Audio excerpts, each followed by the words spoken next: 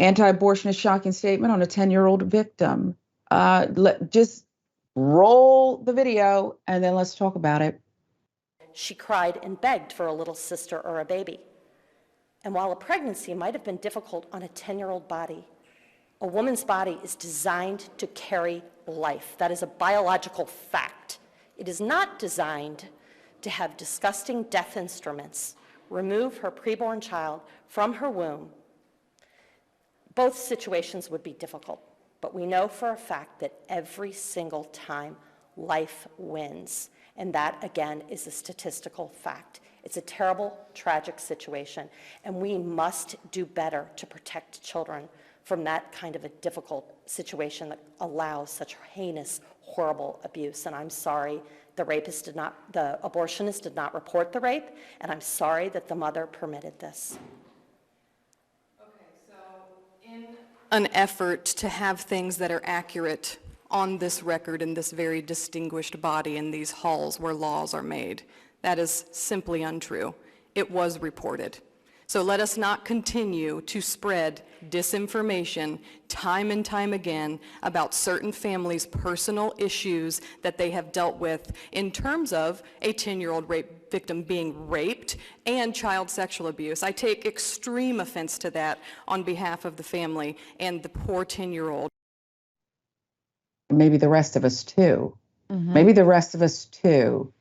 This is a scummy comment, as intended, I believe. Laura Streitman is the head of Cincinnati Right to Life, and Ohio State Rep Jessica Miranda was the one who confronted her over those tasteless comments there. This exchange occurred when Ohio Republicans held hearings this week for multiple bills intended to block an abortion rights ballot measure from getting a statewide vote this November, probably because they know Ohioans would pass it. It's all a fairly transparent response to the results of last November's elections, which saw abortion rights win in all 5 states that put the issue to popular vote. Those details from Jezebel. Now, this language, of course, sadly common among anti-abortion activists and their Republican allies.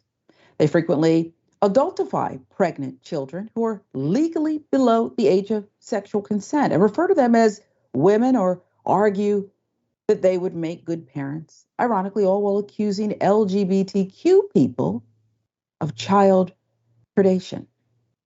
Just earlier this year, a bill in Tennessee that would threaten rape victims who seek abortions with 3 years in prison for lying about being raped referred to child victims as young as 12 as women. Again, where do we start with this one? I once read an article that referred to just biologically the best age, the most ideal, the optimum age for a woman to bear a healthy child was between 12 and 14, biologically. Kind of grossed me out.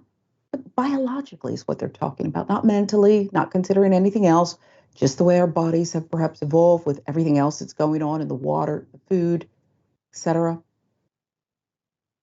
I don't want to have a baby at 10, and I don't want my daughter to have a baby at 10 unless that would be my choice. But again, when you're 10, can you really say that that is your choice? No. You tell me, Francesca, where do we start with this lady? We start by, defunding her entire organization and making psychos like her irrelevant going forward, and for young women rising up en masse, because this is not okay at all. I mean, I'm the mom of a daughter as well, a young girl, a 6-month-old, and I think about the world that I'm bringing her into, specifically this country, which is so reactionary and retrograde when it comes to women deciding, having jurisdiction over their own effing bodies. And here you have, this is the entire family's on board, all right? No mom or dad is saying that they want their 10-year-old child to bear the baby of a rapist. That's not the case here. They are all on board with this. And then you have this woman up there, and she's saying something, this is what I love, right? Both are difficult decisions. It's difficult for a 10-year-old to have a baby, and it's difficult to have an abortion. No, it's actually not difficult to have an abortion. In fact, there are very safe, effective, quick, and easy ways to have an abortion. That is, if it is still protected and it is still legal and doctors are allowed to do this. And if we have access to medication like mifepristone. Abortion, super easy, because you know what it doesn't come with? A baby you have to take care of. A child you have to raise, feed it, clothe it, have tons and tons of extra things for this entire life that, oh yeah, continues and continues and continues.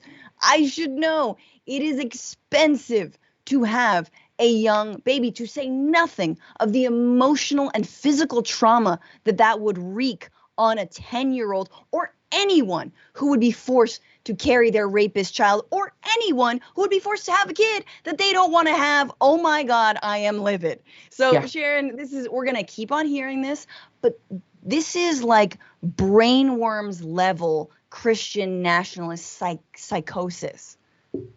Yeah. And let's not forget that a 10-year-old, a 12-year-old who's also been raped and is not ready to even unpack that. Yep. Okay. Yep. And let me look at the clock here, because Friday at midnight, like you said, we'll see what happens. Friday at midnight, what's accessible to families, women, children, everywhere.